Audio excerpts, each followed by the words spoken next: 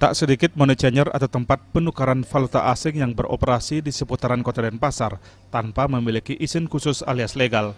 Keberadaannya telah meresahkan masyarakat, wisatawan, dan pemerintah karena melakukan praktik curang seperti menentukan sendiri nilai tukar yang tidak wajar serta mencari keuntungan dari wisatawan. Pihak terkait yang berwenang mengatasi hal tersebut telah melakukan sosialisasi terkait Undang-Undang Mata Uang Asing. Undang-undang tersebut mengatur mengenai mata uang asing serta berbagai transaksinya.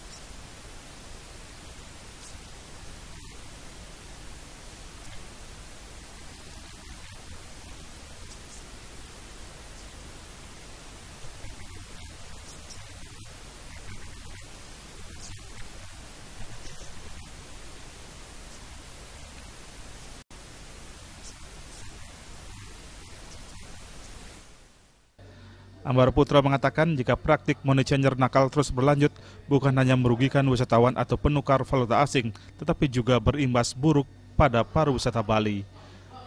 Meriantika dan Raiswantara, Bali TV.